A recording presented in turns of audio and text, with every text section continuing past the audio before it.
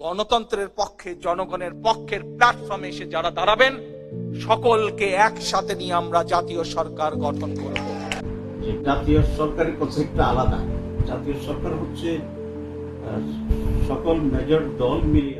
আপনি কি জানেন জাতীয় সরকার কি এবং কিভাবে কাজ করে? চলুন বিস্তারিত জেনে আসি স্ট্রিম এক্সপ্লেনারে। জাতীয় সরকার নিয়ে স্পষ্ট কোনো ধারণা না থাকলেও বিভিন্ন দেশের জাতীয় সরকার ব্যবস্থা দেখে কিছু ধারণা পাওয়া যায়। ধরা যাক কোনো দেশের রাজনৈতিক অবস্থা অচল হয়ে পড়েছে, এক দল আরেক দলের বিরুদ্ধে কথা বলছে, বিরোধ সৃষ্টি করছে, দেশ চলছে না, সিদ্ধান্ত নেওয়া যাচ্ছে না। ঠিক সে সময় দেশের স্থিতিশীলতা ফেরাতে সব দল মিলে বসে একটি জাতীয় সরকার গঠনের প্রস্তাব দেয়। এই ঐকমত্যের সরকারই জাতীয় সরকার নামে পরিচিত। এই সময় রাষ্ট্রের প্রধান রাজনৈতিক দলগুলো নিজেদের পার্থক্য ভুলে দেশের স্বার্থে একসঙ্গে কাজ করতে রাজি হয়। এমন সরকার ব্যবস্থাকে জাতীয় ঐক্যের সরকার বলা হয়। সম্প্রতি বিএনপি মহাসচিব মির্জা ফখরুল ইসলাম আলমগীর মন্তব্য করেছেন, নির্বাচনের পরে আমরা জাতীয় সরকার গঠন করব। আমরা নির্বাচন করব, নির্বাচন করার পরে আমরা যারা পার্লামেন্টে আসবেন তাদেরকে নিয়ে আমরা সেই দলগুলোকে নিয়ে আমরা একটা জাতীয় সরকার গঠন করব।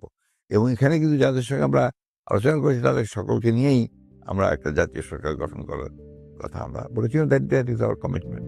তবে বাংলাদেশে প্রথম জাতীয় সরকারের ধারণা এসেছিল 1971 সালে। মুক্তিযুদ্ধে অংশ নেওয়া বিভিন্ন দল একসঙ্গে জাতীয় সরকার গঠনের দাবি করেছিল, কেবল আওয়ামী লীগ ছাড়া।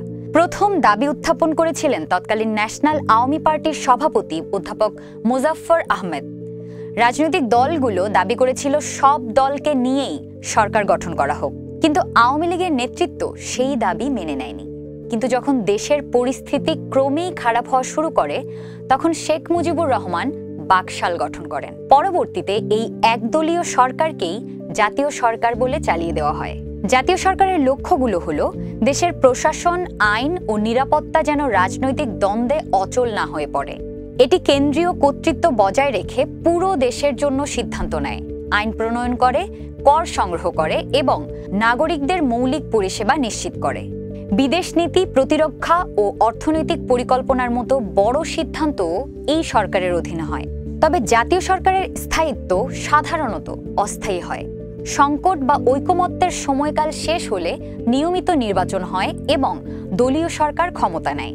তবে কখনো কখনো রাজনৈতিক ভারসাম্য না ফেরায় জাতীয় সরকার দীর্ঘ সময় ধরে টিকে থাকে। ইতিহাসে অনেক দেশে জাতীয় সরকার গঠনের নজির রয়েছে।